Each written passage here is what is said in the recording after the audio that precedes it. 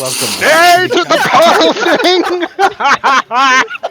You could have held it together for 5 seconds.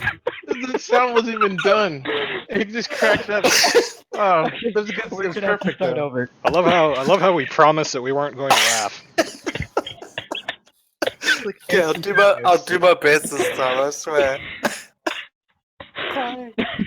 Okay, let's just Oh, jump God. into this, guys. Oh, All right, How about you ready, Niggle? Yeah, mute your mic? 3, 2, 1. Welcome to the Gunslinger Gaming Frosty Pints podcast. I'm Gobi, and joining me will be Dr. Niggle, the Leetness, and Jay Sovereign. So sit back and enjoy the ride. First up, we got a couple of announcements. There's a new master list for Crash Team Racing Nitro Fields on PS4, Switch, and Xbox One. So if you got the game, make sure you go over there and sign up. There's also a new featured clan front and master list for Super Mario Maker 2. And it sounds like the guys had a Shellfinger event a couple of days ago. Niggle was there. He'll fill you in. It was a good time. Everybody just got together, played some Nintendo games, talked about mixtapes in the '80s, old commercials. It was a fun time. I got to hang out. I got to hear Crinkle Pouch speak again. He got a new microphone. We had Murphy there. We had Rapid Kirby, who's kind of a staple. If you're ever playing a Nintendo game, you gotta have Rapid there. And a couple other members. And it was a good time overall. It was nice to catch up and tell some stories about when we were young, quote unquote. Back when televisions had tubes and bunny ears. Oh, the good old days. Nostalgia Road. Good. But something else that Yeah. we talked about, though, if anyone else is interested out there, on Friday, June 28th at Stoke-on-Trent in the United Kingdom, the Spice Girls are having a concert at 7:30 p.m. at Victoria Hall. The Spice Girls, the pop group, together again, reunited, going on a concert tour. Friday, June 28th, Stoke-upon-Trent. So glorious. I can't wait to see Posh Spice. Oh, I can't wait to see all I don't of think she's in there. I know she's not. Victoria Beckham is Yeah, it's just the not other 4. rejoining. She's like, I'm too rich for this. Yeah, right? So much for that surprise. I'm not going to be picky. Speaking of surprises, EA boxes are surprise mechanics and says they're used ethically. That's right. It's a That's surprise. bullshit. It's a surprise to open up your loot box after you spent, $100 or so in the in-game currency to buy those loot boxes, and you finally get the item that you're looking for. Just like it's a surprise after you put in about $50, $100 into a slot machine at a casino and you win. It's not the same. It's not the same, right? It's not they're totally different. I am obviously Totally.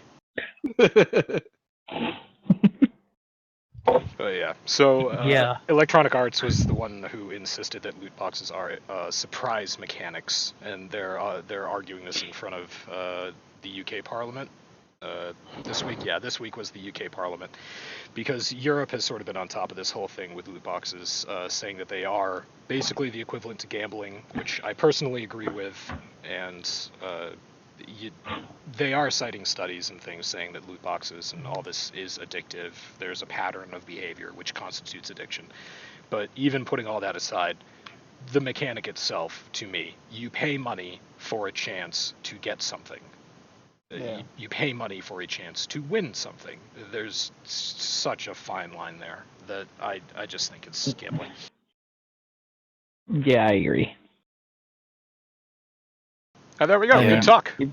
Well, I mean, Yeah, if you for me- know what you're getting and you pay for what you want, that's one thing. But paying $100 to get a $3 fucking skin because you got $75 worth of skins that you don't want, that's gambling. You're not even guaranteed to get that skin. It's like paying $100 for a chance to get that skin. You might never that's see it. annoying. Yeah, I mean, paying for cosmetic items has never been an issue for me. I think a lot of people want to do that, and all more power to them if they want to do that. That's great. Yep. But the loot box system is really what makes it a little bit unfair. I do like what GGG does. That's Drniggle Games that makes Path of Exile.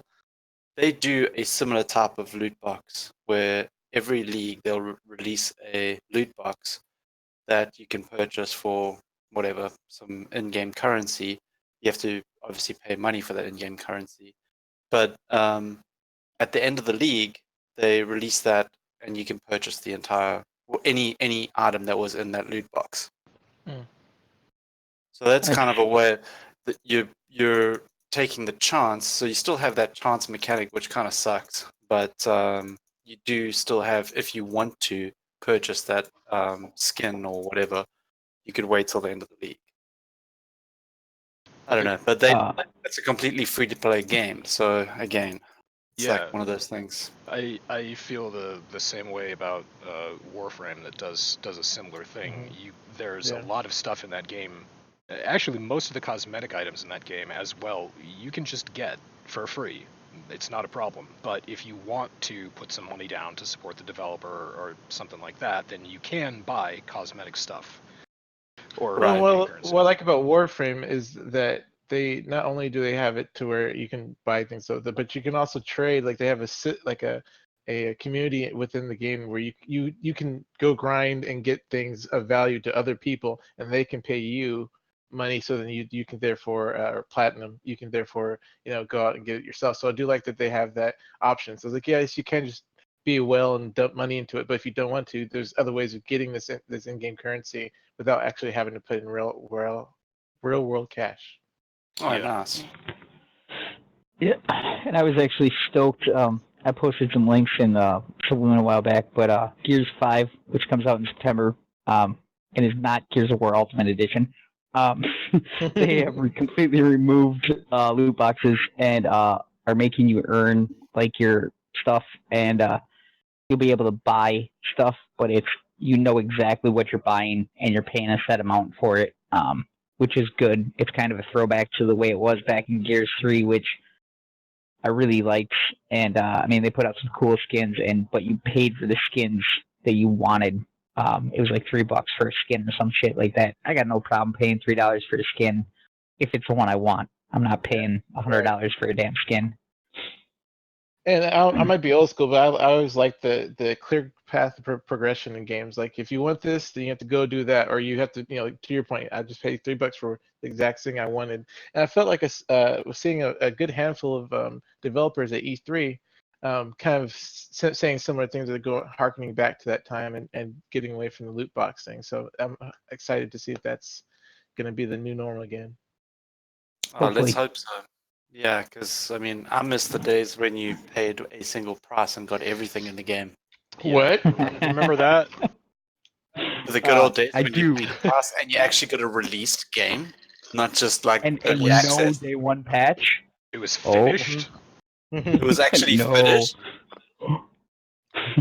I think the last game that I felt like I was really, really super happy with the amount of like too much stuff was on there that I couldn't even finish it was like Witcher. The last. I was gonna say the same thing. Witcher 3. Mm-hmm. Like perfect. I did not even need to buy another any of the expansions. There was so much content in the original game that I was just like, okay, well, there's a shit ton here to do. Actually, I kind of felt about the same thing about Red Dead Redemption for single player as well. Yeah, good point. Red Dead single. I was gonna say all the way back to I think it was Mass Effect 2 and 3, where EA had finally come out with Origin, and they were launching Mass Effect games from the Origin platform.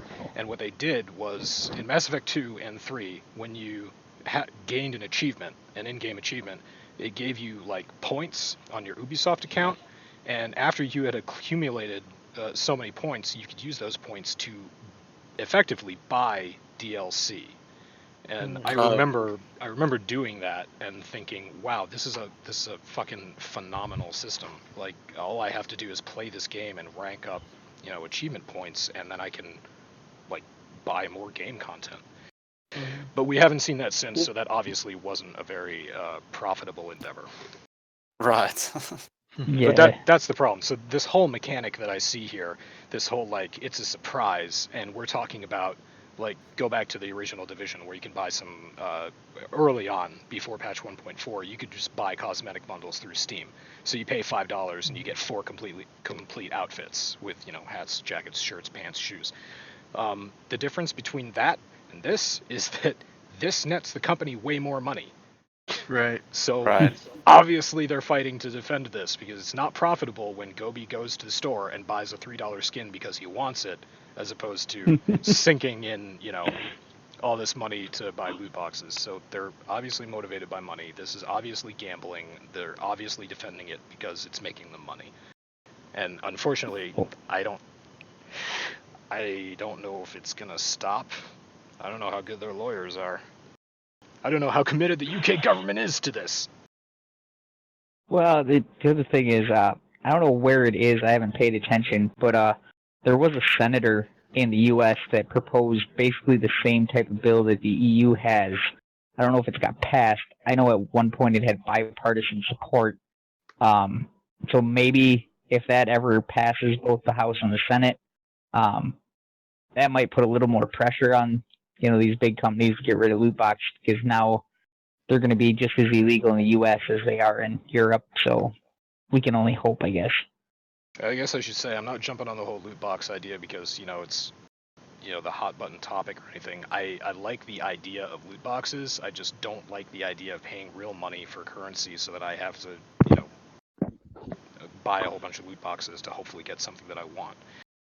In general, I'm kind of against, like, I feel like it's monetizing the fun out of games is where, like, if you have to always put more money into it to feel like you're either equal to other people or you're advanced or being like keeping up with the Joneses, basically. I don't like that. I just want you to be able to, like, almost to what you were saying before, pay one price, enjoy the game, and if some time down the road something significantly big comes out, then you can charge them for a new DLC to add on to it.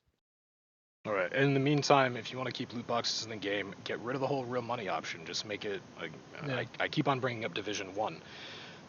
Make it so that you do stuff on the map. It drops this currency, and you use that currency to buy your loot boxes. No money necessary. Right. And put in a knockout system. So if you get something, you can't get duplicates. Oh, I agree with that. That annoys me so much. I mean, the Division 1 had something similar. It didn't have a knockout system, but if you got a duplicate, it gave you currency so that you could open up another loot box. Right. So it was basically like giving it kind of like a knockout system, but oh, hey, you already got it, so we'll give you here's this so much currency. Which I actually really liked the Division 1 loot boxes. Like, I think Ubisoft nailed loot boxes with that game. They never costed me real money. I always enjoyed opening them. I could always open a ton of them. And I mean, sure, it would have been nice to get full sets all the time, but it also did keep me coming back and keep opening them up, but it didn't cost me anything. It was a fun mechanic. It wasn't draining my bank account. Yeah, it's just it was a bonus for people who played the game, basically. Yeah. So there you go. Well, on to the next game that, Leadness is so going to buy this, like, day one, like, as soon as it comes out on PC. Oh, wait, he doesn't even know what it is.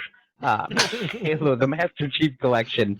Sounds like they're going to get the closed PT test will start sometime next week. Halo Insiders will get to take it for a spin a little bit early, which is cool. I'm hoping I get in so I can test it out. It'll be Halo Reach first, because they're going in order of chronologically, not when they really released, but in their universe, what game came first. Reach came first, then it'll be Halo 1, 2, 3, and 4. The other cool thing is you can buy each one of them when they come out for $10, or I believe you can buy the pack with all of them in it, which I will be buying the pack with all of them in it. I meant to look it up. Is it going to be on a Xbox Game Pass? I feel like I thought yes. I heard that somewhere. Yes. Yeah, and they're including Halo 3 Otis. If you don't remember that game, don't feel bad. Most people don't. Wasn't I'll just go out and say I don't. Yeah, you're just gonna buy all 6 games, and then we're gonna play Halo, and you can finally understand Halo. And then you also buy Gears 5, so you can understand the difference between the two, so you don't think they're the same game anymore. Okay. I mean, Marcus, Master Chief, I know they both start with an M, Lee. Sounds. Aw, poor Legius. Come on, buddy. It's okay. I've focused on other Cheers, games mate. in my childhood. And adult life. I mean, I still consider myself a child. So yeah. Hey, you're only as old as you feel. This Halo will be getting. This is what I think is the coolest thing. MCC will be updated and enhanced for PC with 4K HDR visuals, 60 FPS gameplay, all the bells and whistles you expect on a modern PC title. So that's really cool that they're not only are they re-releasing this game. I swear I haven't even been drinking yet. Not only are they re-releasing this game, but they've put a lot of polish into it. Sounds good. It does. I mean, Definitely I'm looking definitely forward to it. I am going to get it because I've had a bunch of the guys at my work also be saying, "Can't believe you've never played Halo. You have to play Halo with us." And I was like, "Okay, fine." I really hope that some GS people are gonna play this and stream these games, because I would love to watch some people playing these games. I think you should break your whole non-FPS genre and just buy it and join us.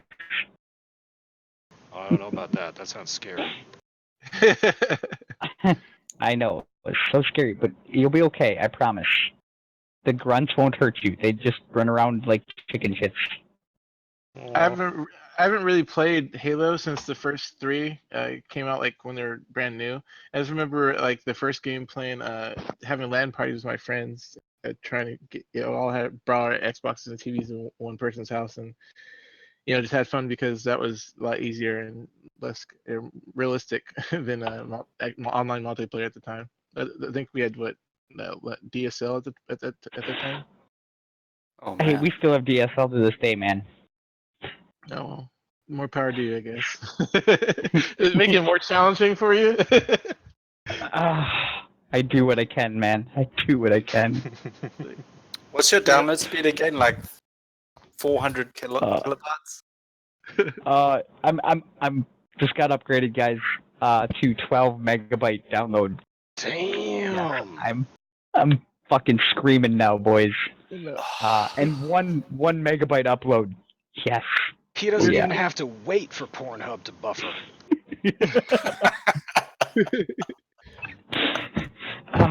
Yeah, it was shocking, man. The first time Pornhub didn't have to buffer, like I was lost. I got so behind. Like, I was starting. Fuck. Shit, I'm gonna catch up. No, I'm not ready yet. All these years, I you thought thought I they were had a pictures. minute yet. I haven't even done the yet. So. I was still preparing the puzzle. Exactly. No, it's beautiful. God. I lied about restarting the That's a thing of beauty, podcast. that. What were we talking about? What? Oh, right. Okay, yeah. So we're moving on to the Halo's coming out. We're all Yeah. pumped about it. and Leetness said he's gonna pick up the Division 2 because it's on sale. So you guys heard it here. He's gonna buy it because it's on sale. Good luck with that. I hope you enjoy they have playing Division 2 for 30 minutes before you hop back into PoE, Linus. Don't judge. I will give them a little bit of credit. They did listen. As you know, we have the whole clan system in Division 2, and I made a couple of Reddit threads, and I had some gunslingers back me up there, and made a couple threads on the official Ubisoft forums, and apparently it all paid off. I'm not taking any credit for it, but they finally added last play date so we can better manage the clans and stuff like that. The other thing that a wonderful quality of life thing on the PC is you can now quit the game without having to go back to the character selection menu, which is huge. And I have no fucking idea why it wasn't in the game at launch, but I'm just glad it's there now. I really am. They also added the gunner specialization. So if you bought this year one pass, you have immediate access to it. If you don't, there's like 5 tiers of things that you have to go through to unlock it. They're not horrible. It probably won't take you too long to unlock it, doing all the achievements and stuff like that. I've heard really good things about it. I logged in today and activated it, and pretty much that was the extent of it. I had to log out, so I haven't even got to try it out yet. But I think Jay has had some experience with it. I know he's been playing the Division 2 quite a bit. Yeah, I've been having a lot of fun with it. The cool thing about the thing you just mentioned too, with the progression system for to unlock the thing, even if you did get it purchased or had it already, they still have things you can get anyway. So like skins and things of that nature for those people who bought into it early. So it's not a wasted effort. So I thought that was pretty cool that they included those guys as well. I think it's a really good specialization. I almost say too nice. I think that they might be nerfing it in the future, just because some of the perks that they end up, the talents that they end up hooking up with, really do a lot of say damage over time. Something that I kind of thought was worth mentioning was a large pouch for the belt-fed weapons, so it gives an additional 50 bullets to those mags. Oh, nice. Right. So any of the LMGs that were already at 100 now are at 50, and it actually makes some of the in my opinion, crappier LMGs that have a higher RPM more viable, because before they had like 50 to 30 rounds, and it didn't make sense for how long it takes to reload them, to pick those over at SMG or a similar AR. So that I think is a significant thing. What's the support line generates 10% of total ammo capacity every 60 seconds, which is pretty cool. And then hardened armor kits. Armor kits repair 100% armor and grant 50% bonus armor for 10 seconds. So I think those were things that maybe people haven't mentioned or haven't seen, but I think they make the gunner specialization really nice. Coupling that with that new exotic holster and their Banshee, I think it's going to make it really good, a really good. Can't talk right now. It's like I've been drinking whiskey. It's weird how that works, but No. I think it's a really good specialization that will help hopefully make builds a little bit more the difference. So not everyone's running around with the AR and SMG. Yeah, that is one thing I've kind of noticed. I mean, I had to take a couple of weeks off from the game, but it definitely seemed like everybody was basically running DPS build, and then nothing else was pretty much viable, which kind of sucks because they have some really good marksmen and rifles, which at first I was a little bit pissed that my favorite gun from the first division, the Lovasi, became a rifle in this game, but the more I've used it, I really enjoy the rifle and marksman. Obviously, sharpshooter was the first specialization that I maxed out. I really enjoy using it as well. Unfortunately, I still got to level up the other one, so I've been trying to do that. It hasn't been going so well. The other cool thing, I know at some point we will be going back to DC. And I'm pretty sure there's a DLC coming out this summer. I want to say sometime early July, and I believe that is that Invasion or no, that's DC Outskirts Expeditions. Yeah. Which is the other thing that we had on our list to talk about. These seem kind of cool. They're like 3-part missions. They all basically come in 3 parts, and they don't go away. So you can replay them and stuff like that. And it sounds like they each have their own little mini storyline. So we'll see how that plays out. Yeah, the E3 reveal didn't show a whole bunch of it. It was they kind of glossed over it. It felt like they were talking more about the story element of it compared to the actual gameplay mechanics. But a lot of the speculation was that these expeditions would add more like puzzle elements and platforming to the game, which I think would be interesting to see and a welcome addition.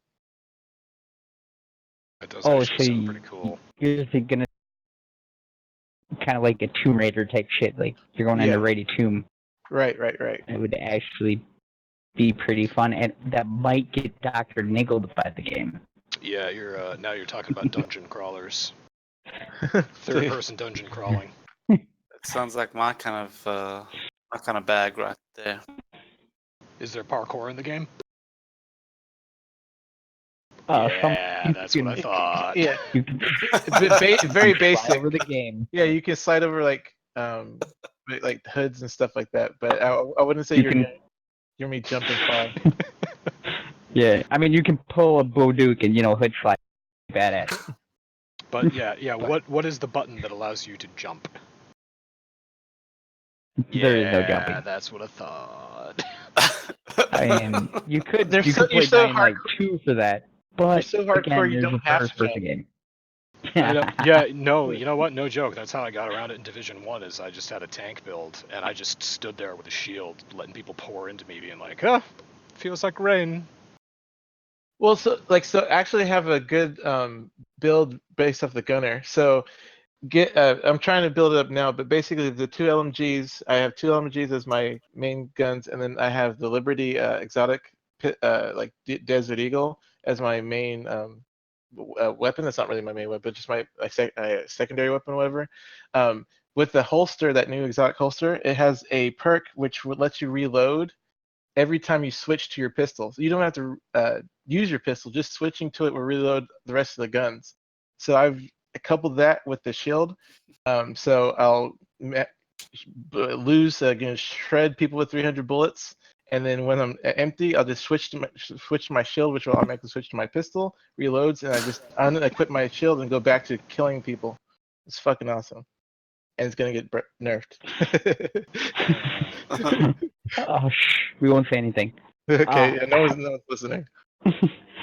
I was actually disappointed with shields in the Division 2. I felt like they were paper. Like, I don't know, maybe I just got used to... I was a D3 main as well in the Division 1, and that shield was so fucking awesome. Like... Beefcake! It was great. Well, that's what a riot shield should do. Like, it should take forever to fucking break. And Jesus, have you ever seen a in real-life Division riot 2 shield? is like... Yeah, yes, I have. Unfortunately. Division 2, that's no joke. One clip from a fucking AR, and it's done. Like, nice. Yeah, that's one thing they need to fix. The skills are like underpowered for sure. Anything that doesn't actually kill you is underpowered. I played the beta and I died way too many times before I even got past the first group of people in Division 2. I was kind of embarrassed by it actually. I was like, oh no, never mind. That was the Ghost Recon. Never mind. I'm not going to talk about it because I'm under it. Well, you see, Division 2, I had no problem. Actually, that was pretty easy. There's a significant difference in gameplay there, because in Division 2, you just sort of run in, face tank everything. It's not really an issue. I forgot about that. Ghost Recon, on the other hand, I always forget which game I'm talking about. Is it the one with or without helicopters? There you go. Well, this one had no helicopters. That's what made me think it was Division 2. Speaking of Ghost Recon, we one of these podcasts we should all get together and play Ghost Recon while streaming the podcast. I'm sure that'll be hilarious. Go over well. I'll fly. Yeah, and I won't trust you and jump out. He's really good at flying. Come on. I am good at flying. He is. I believe you. right up into you, landed right in the middle of the enemy horde. Look, I didn't say he was good at landing. No, well, I'm good at landing. I choose unwise spots to land. That's all. So yeah, I was actually going to ask you. So Division 2 veterans. What do you think? Do you think that the Ultimate Edition is worth it, or do you think that the Gold Edition would be sufficient Yeah, good for question. a new attendee? Because that whole deluxe pack where you get the crap. Are you talking goes about the with season it. pass? No. Well, Ultimate and Gold both get year one pass, so I Oh. understand that. But the deluxe pack where you get that Battle Worn Secret Service pack, First Responder pack, and the Elite Agent pack, does that even make a difference? And is it worth the $20 that you pay extra? I'm going to have to look it up. Give me a second. I don't know what you're talking about. You get the extra stash space, you get the skins, and like some sort of weapon. While that's going on. Probably not. No, probably not. Yeah, probably not. Because like the stash is a little bit helpful, but if you just make more characters, you can use them as stash as your like. Oh yeah, mules. Additional stash. Yeah, and then cosmetics. If you like the cosmetics, then that's personal. And then the gun. Up until recently, any gun that they gave you, it was like shitty, like almost right away. Because there's something else out there in the ether that was better. They just with this new update, they did fix the guns that came with the specializations. Before you can get the specialization guns, and they would be 300 max. It didn't matter where you were at in the world, their gear score would be 300. Now they've made it to where they actually level up with the tier you're in. So that's an improvement. So maybe they would have done that with the gun that you get, but to me, it's probably not going to be worth the extra money. I see. Okay. Good to know. I would like to thank the Weakness for. Oh, that's not good. Bye, Gobi. Bye, Gobi. We didn't need him anyway. Oh no, it's actually really good timing. I want to thank the Leetness for gifting me Hand Simulator. Thank you, Leetness. Just now. We're gonna install it, and we can have some hand play later. Do I need to get off? I feel like I'm interrupting something. No, please stay. He likes an audience. It's like I don't want to hear the noises. I do not want to hear the noises. Oh god. Okay, I need to top up, seeing as though this is an opportune time. Yep, and while that's happening, I'd like to tell anyone that can't make the Friday, June 28th show that on Wednesday, September the 4th, the Spice Girls will be appearing at the Grand Opera House in New York at 7:30 p.m. It should be a great show. There's 4 out of the 5, but any amount of spice is a glorious amount of spice. So wait, get your is tickets. that in New York? No, York. York. Oh, York. Oh, York. I was like, the one that if came it's in before. New York, I am there. I'd drive down to New York for that. I mean, I think we owe it to ourselves to go. I'll tell you exactly. I feel like we're gonna see Dr. Drniggle and everyone. Like he's gonna just follow them around the country. I would say if I could get away to the United Kingdom from just say like September to December 7th. I think the last concert. Yeah, the last concert is Pearl Harbor Day, December 7th. I would totally do that for 4 months. I would be a Spice groupie. I would totally go too. I actually am going to be in London in December. There you go. Well, they will be. They're actually in Dumfries in December. Okay. But you could make it over to Dumfries. It's not a big island. It's got a lot of stuff in it. Months in passing towards Italy. Oh, I gotcha. Well, the important thing is that you're taking a vacation because you definitely don't take enough of those. You work yourself too hard. Welcome back, Gobi. The podcast has gone thoroughly downhill. I can tell. I mean, well, why we're going downhill. Harry Potter Wizards Unite.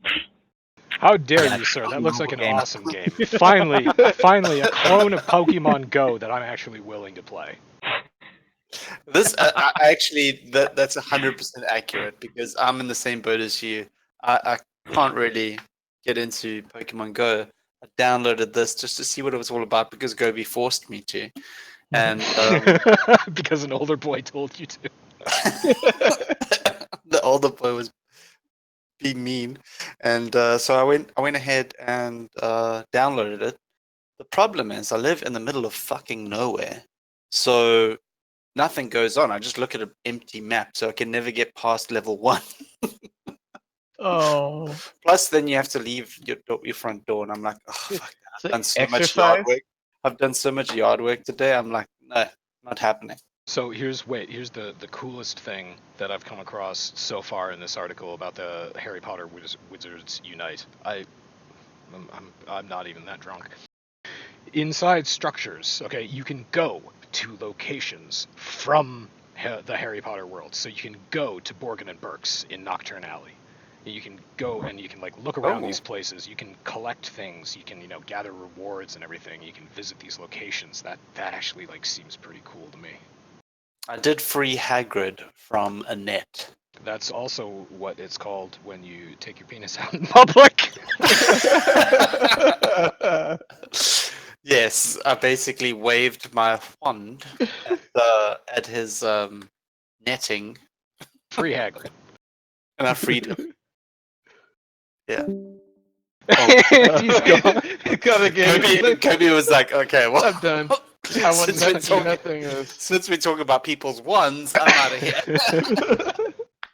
So anyway, yeah. So essentially it is a Pokemon Go clone, in that you are going around in the real world and you are getting mythical magic creatures. You're collecting magic creatures. So it's kind of a bridge, I guess, between original Harry Potter and I say original, whatever, the first Harry Potter movies and Fantastic Beasts. So you get to. And I did hear that it's a good, almost like a evolution, really, of more of the other two games, Ingress and Pokemon Go. Is like they're kind of learning their lessons and kind of finessing it, making it, putting more stuff into the game, whether that's good or bad. It's just for the people who play it to find out. But I do like that they're progressing and trying to figure something out. And I think that in the future, these people will be seen as like the grandfathers of AR games. Like as basic as they are, and how we're making fun of them. I think they will start. You'll start seeing that stuff come out, especially with 5G coming out for mobile data. Yeah. A lot more games like this coming out that actually have some real good grit to them. There is no disputing that these games are popular. There is definitely a market for these games, and they do very well when they're well executed, as Pokemon Go was, in my opinion. I don't play that game. I don't particularly like that game, but I respect that game. Mm-hmm. Welcome back, Obi. Wonderful DSL. Those people that don't think it exists anymore. It truly does, and it kind of fucking sucks right now. Yep. Oh, you were serious. Oh. Yeah, okay. I was actually dead serious. Fun fact, since you're not one of the crew that I normally run with, I didn't actually get DSL until 2013, which is the same year that I joined Gunslingers. Up until 2013, I still had dial-up internet. Are you in like a third world country or something like that? Do we Yeah, need to yeah, send it's Americans called- over to save you? No, it's a third world country. It's called Wisconsin.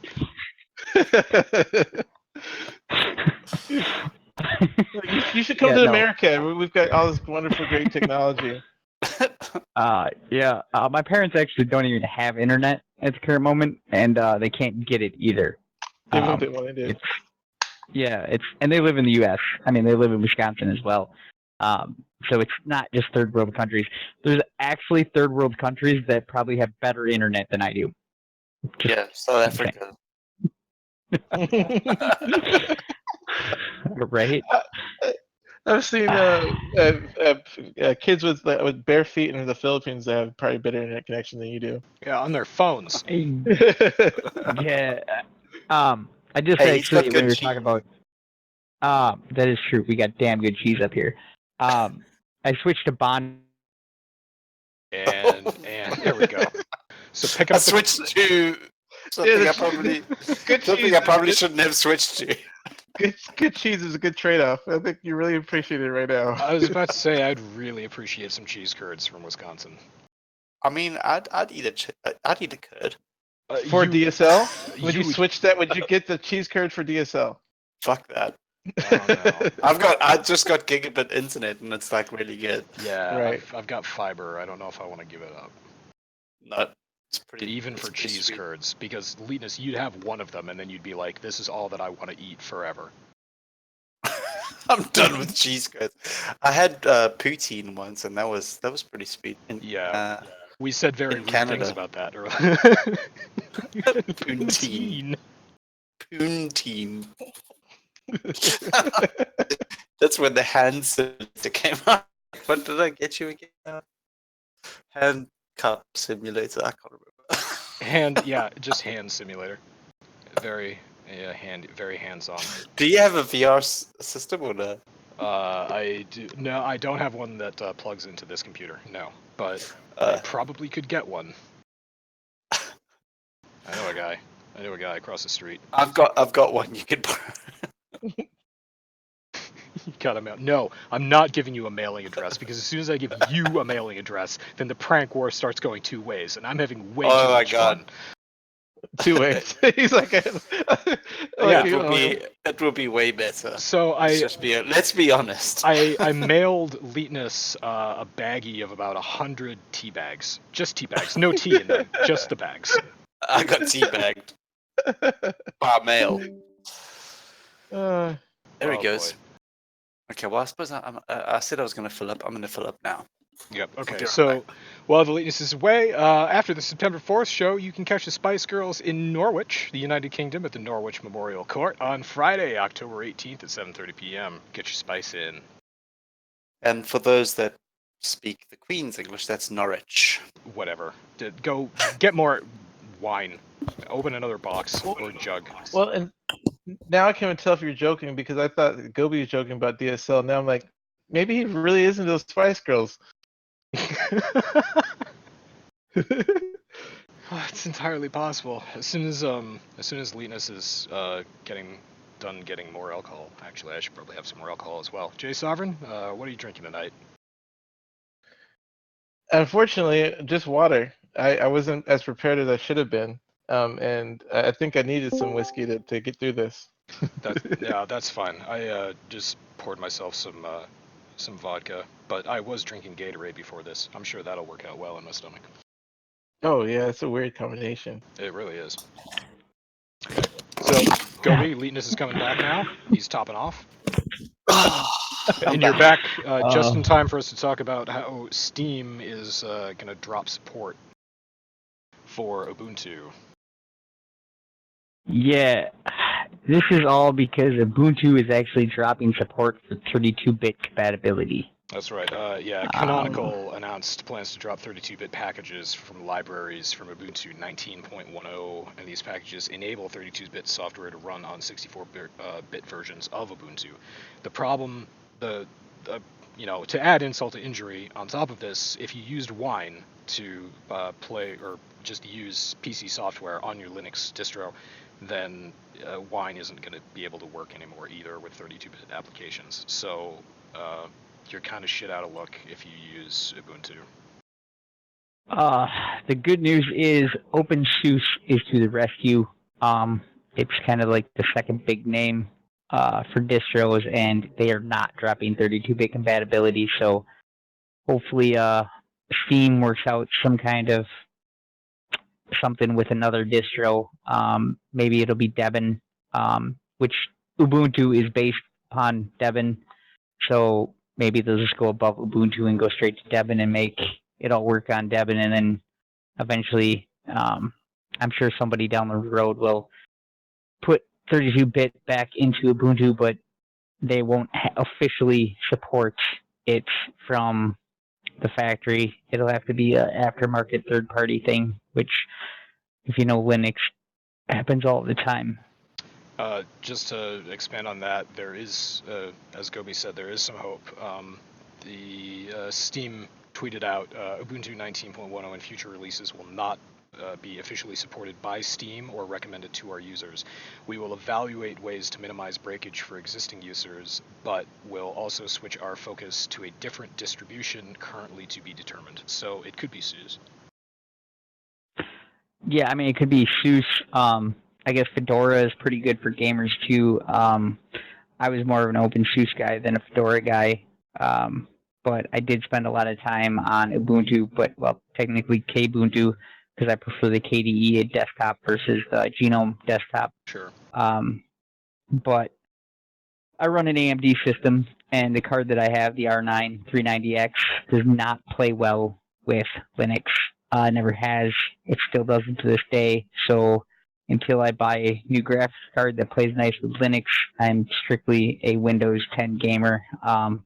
Once I do, though, I will definitely be dual booting and having a Windows 10 setup and a Linux setup on the same rig, so I can play a lot of games on Linux. One of the cool features, the last time I tried installing Linux, I could get the Division to boot in Linux. Oh, that's which right. was pretty cool. I think I was on Discord with you when you did that.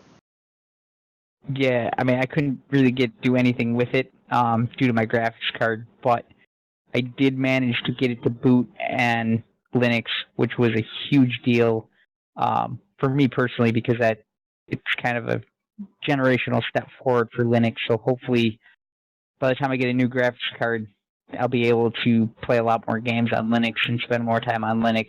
Because I'm a huge open source guy, and I actually prefer Linux to Windows, but I'll never get rid of my Windows because of Gears 5. They gotcha. I might be able to get away with it if they can only get the Xbox app to work on Linux. We'll see how much Microsoft really loves Linux, because they love Linux. They'll even tell you so. I don't know if I believe them, but they'll tell you that. I love Linux. Brick, do you actually love Linux, or are you just saying that because it's the first thing you saw? And he's probably loot boxes are surprise mechanics. Yep. Yep. God. I have nothing to add for Linux other than I'm not interested in it.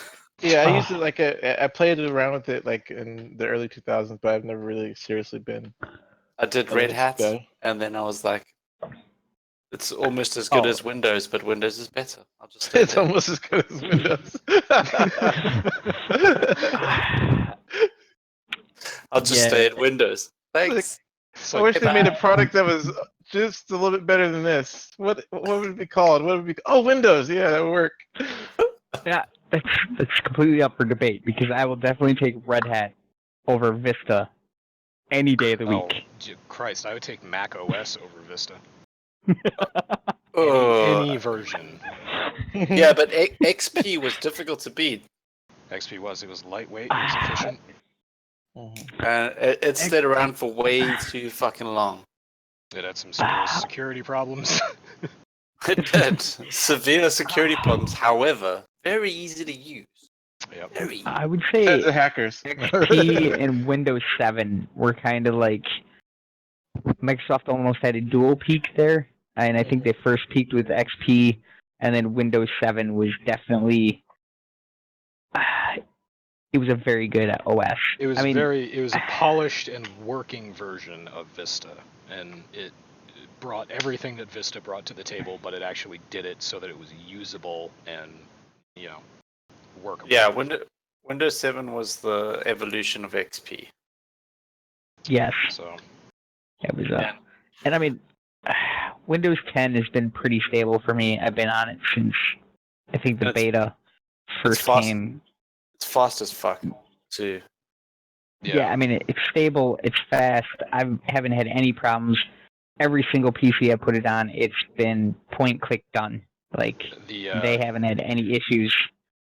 The trusted computing, or whatever the evolution of that system was, that they've integrated into Windows 10, so we don't have blue screens anymore, is very helpful. I'm also able to modify the waiting times and load times when drivers crash, which was especially it was significant for me because I was having a problem with games a while back where my screen would just freeze on the game. I could hear everything going on in the background, but obviously my GPU drivers had crashed, and having that level of modification or having that accessibility in my operating system helped me overcome that problem. So there are some definite pros to Windows 10 over Windows 7. But, I grew up with... It was almost like they took a page out of Linux playbook. Almost like they read through that completely open source operating system and took the best parts out of it and integrated it into their shitty OS. I just said nice things about Windows 10, then I called it shit. I'm a hypocrite. Well, technically, you called Windows 8 shit, and oh yeah, you're not wrong. Oh god, Windows 8. Yeah, well, there was the whole problem with when Windows was offering the free update to Windows 10 for anyone who had Windows 7. I was like, well, where's the profitability in that? And then people went back and they were just like, hey, you remember in Windows 8 when they just overnight dropped support? Or, yeah, they gave you a 3-month grace period. They dropped support for Windows 8 and just went straight into 8.1, and you had to buy that. People were speculating that's going to be what Windows 10 is like. They're just going to drop support for versions, and you're going to have to buy the next one. I'm happy to say that has not been the case yet. So. Yeah. But Windows 8 is trash. I had a... long story short. I only bought a copy. I bought a cheap copy from a place that I won't say on the podcast, but I got it dirt cheap, and I only installed it on my PC because at the time I had like 4 different PCs that I had to work on, and I'd never used Windows 8.1 or Windows 8 because, again, it was trash. And I was stuck on Windows 7, which was amazing, as we've established. But I did have to install it so I could figure out workarounds and stuff and get the PCs fixed. I ended up switching 2 of them to Windows 7 and the other 2 of them to Linux. And the ones that are on Linux are still running to this day, and just as fast as the day that I installed the OS on them, which is pretty cool. I've updated them a couple of times to the latest Ubuntu, but the people are super happy. I mean, they're for older people that only use like internet for email and browsing web and stuff like that. No intense applications, and Linux was perfect for their old laptops and what they needed. Plus, it was more secure than Windows, which they liked. Yeah. I mean, if you're a smart guy and you know how to build a car and you want to build your own car, you're probably going to build a pretty good vehicle. Linux is not that dissimilar. Except Steam says fuck you Linux. Except Steam says fuck you Linux. Actually, Steam has done more for Linux and gaming than most people realize. I would never have been able to. No, it wasn't actually Steam. It's Conical. The people who make Ubuntu were the ones who said fuck Steam by dropping 32-bit. Steam needs the 32 bits to run their games and stuff. That's why they're dropping support for Ubuntu, because Ubuntu basically said fuck you, we're not going to support 32-bit. So almost like they're following suit from another major manufacturer that was going to drop support for 32-bit and then change their mind. Was that? Oh, that's right. Microsoft said the same thing. Well, they're smart and didn't do it. No, that was back when they were pushing the UWP platform severely, and yeah, well, the outrage against it was so massive that they realized that they couldn't do it. I have a feeling what's going to happen is Ubuntu is going to drop 32-bit, and they're going to realize that dropping user base is going to go way down. Yeah, everyone's going to drop them. Yeah. Yeah, well, and then they didn't drop. It'll get put back in. UWP. UWP is actually alive and well. The only problem is it's not adopted as much because you can only support a very limited subset of platforms. You can only support Windows 10 platform, i.e., Xbox, Windows Phone 10, or Windows 10 device. So if you're trying to do any kind of backwards compatible development, you can't use UWP. Yeah, I mean it's. UWP gets a lot of hate, but I've used more than a couple of games that use it, like Gears 4 and Gears UE are both UWP, and I've never really had any issues with them. They've worked great. They've always been fine for me, but I am AMD. Now, if you have NVIDIA, for whatever reason, some UWP games just do not play well with NVIDIA. You have to roll back to only certain drivers they work well with and stuff like that, and it's a known issue. I think Gears 4 just kind of maybe fixed it. It still happens some of the time. I know Armored he just installed Gears 4 because it's on the Game Pass. And, obviously a bunch of people got Game Pass for like $1 or whatever because of E3. But he was crashing at certain points in the game. But if you skip the cutscene, he didn't crash. So, and he has NVIDIA. So it must be a limited thing. But, I mean, they've always been pretty stable for me. My biggest complaint was no backup. You could not back up the files. You had to re-download them every single time. Now, for most people, it's not a huge deal. But when it's 133 gigs and you got 5 megabyte DSL and it takes you 4 days to download the game, it's a little bit of a pain in the ass. But they have made strides in other places, like the Windows Game Bar is actually useful now. Yeah, it's very nice. I was really impressed when navigating through it. Sometimes, like the last week or two, I started downloading actual games onto my PC, and it's really I like it. It's an improvement. I can see where they're going, and I think it's a good step in the right direction. Nice. Yeah. Well, for those of you that haven't used it, down in the bottom left-hand corner, it actually gives you performance. It tells you what CPU usage is, GPU usage, RAM. They built looking for group right into it. Chat and all that stuff is built into it. You can change your volume settings right there, and you can record gameplay, stream gameplay, take screenshots, and it's all at the the Windows button in G. I was going to ask about recording and streaming capability. Has anyone tried the streaming through the Windows bar? It works really well with Mixer. I mean, I'm sure it'd work better.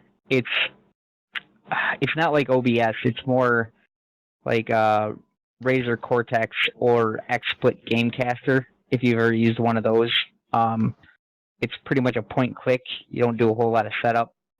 You can change like the name of the stream, what game you're streaming, and minor like things like that. But as far as like really tweaking the settings of your stream, like say you wanted 720p and 30 frames a second, and you want to set the bit rate to a constant bit rate of whatever, you don't really have those options.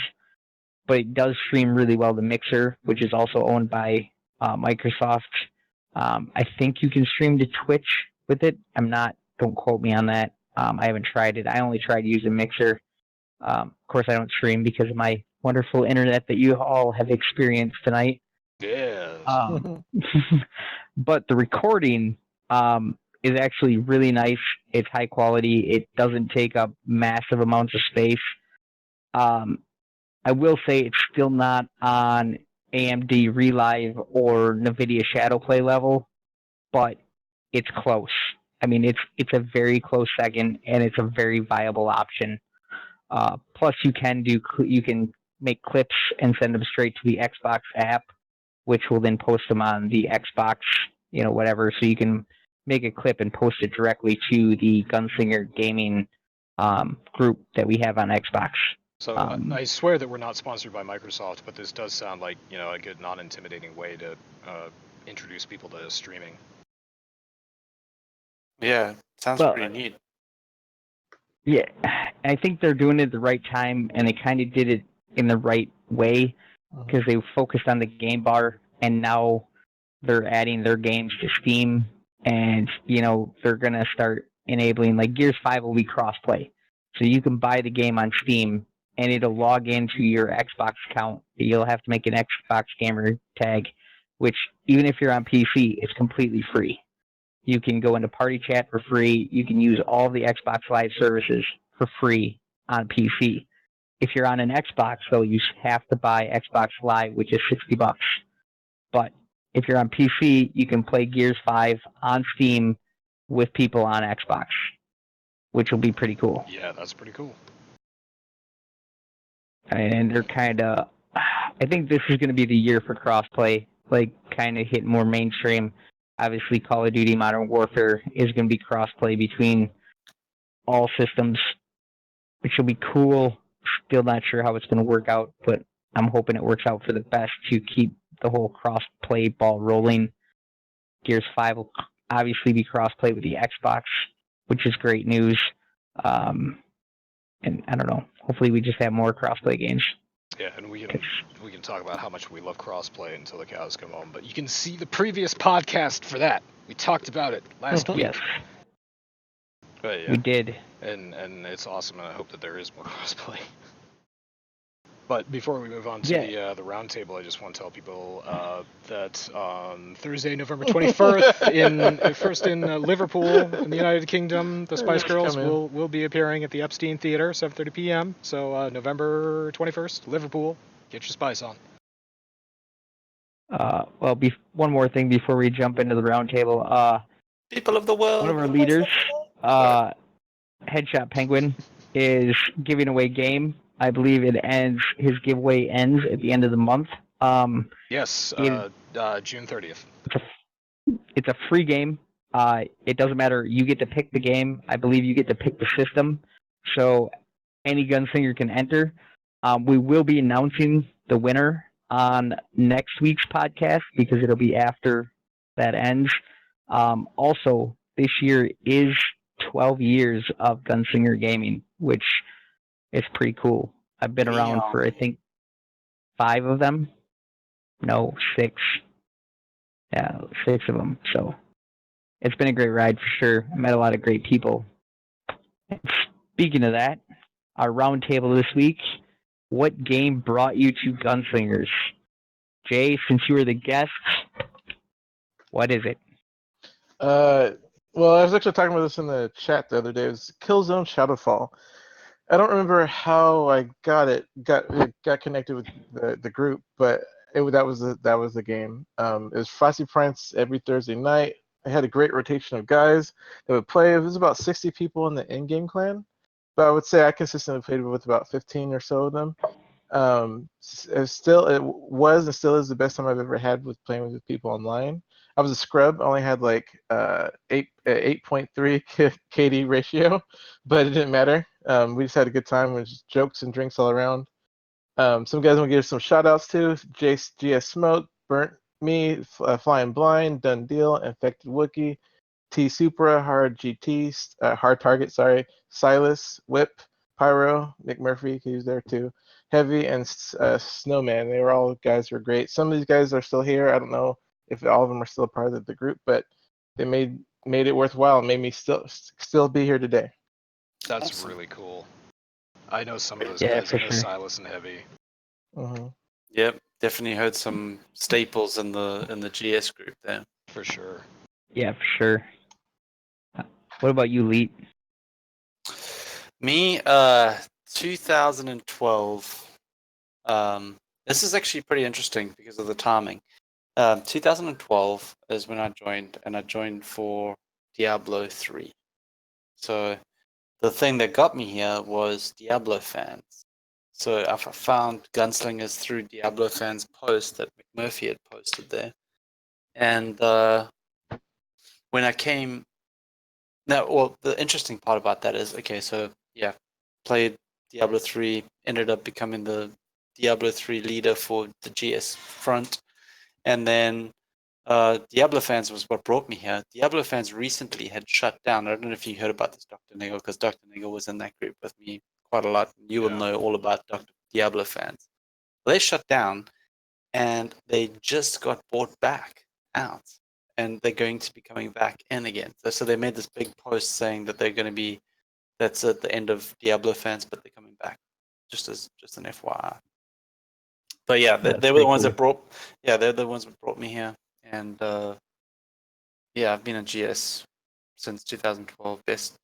Probably the best times I've had gaming for my life. And Gobi?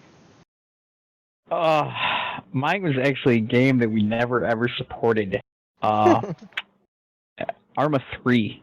I was looking for basically like-minded people to play with. I was just kind of looking for an adult clan in general. I think one of the first games I ever actually played was Rust with SoSync and Sarge. And obviously played a lot with SoSync. We got a bunch of the guys into Arma.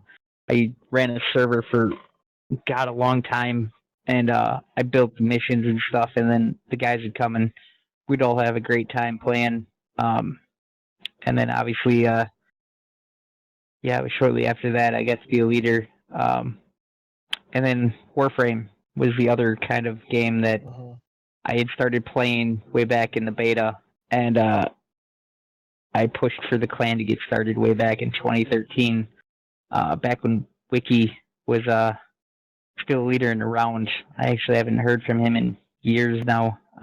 Hope he's well and his family too. And SoSync's been great too. I got to play some Division 2 with him before I had to take my little break thanks to real world shit. And the only one left to is you, Doc.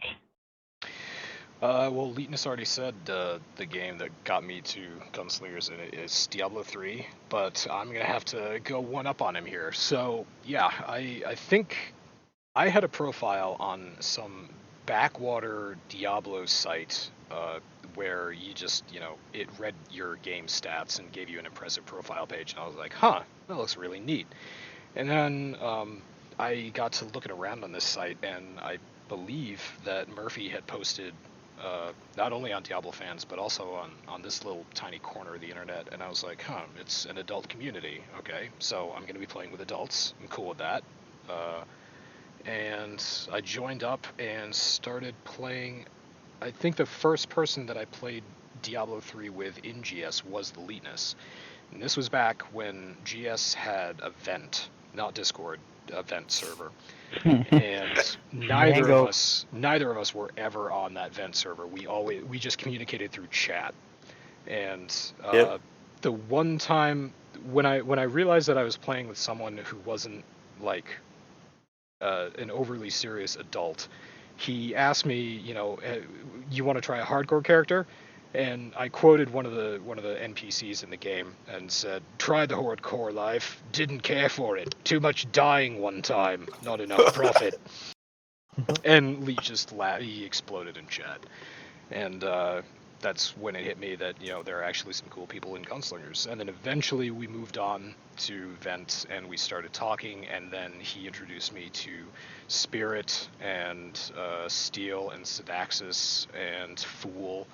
And He Who Shall Not Be Named, and a couple other characters, and it was an absolutely great time. And I had no idea that there were like adult gaming communities with people who enjoyed fart jokes, because I was primarily working in a field that was full of college professionals with multiple degrees who are very serious and not necessarily people that are fun to hang out with on your off time. But it was definitely Diablo 3, and I am now a PC leader, or PC leader for. I'm not the leader. I'm some officer or something like that for the Diablo clan, and I'm a PC leader for Warframe, and that's pretty much it. But yeah, they didn't offer me my promotion as fast as they did you guys, because I made it very clear to them that I'm an irresponsible adult, and I don't even wear pants most of the time. I'm not wearing pants right now. Hey, each their own. Yeah. Don't come in the office. When we finally get Crinkle Pouch in here, the round table will be, how did you get your gamer tag? Because that is going to be fucking hilarious. Oh boy. I know the story because I played GTA with him a lot, and I actually heard it during GTA. That's another game that we could do a podcast while playing. That'd be fun. And have some shenanigans for sure. Train rides were amazing. Yeah, party trains.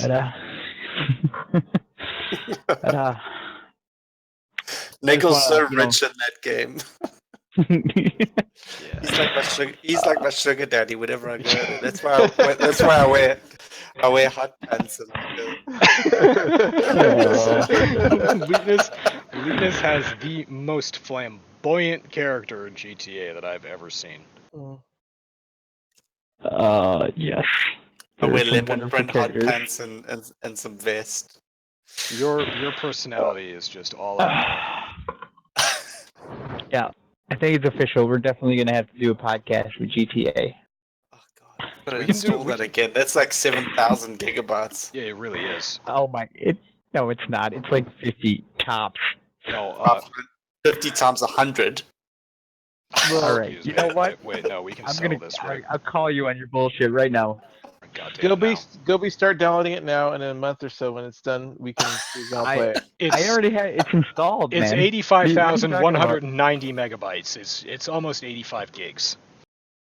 See, told you. And Basically, that's basically 5,000. Yeah, if I were you two, I would never delete anything either. If it took me this long to download it, it's never going away. Yeah, right.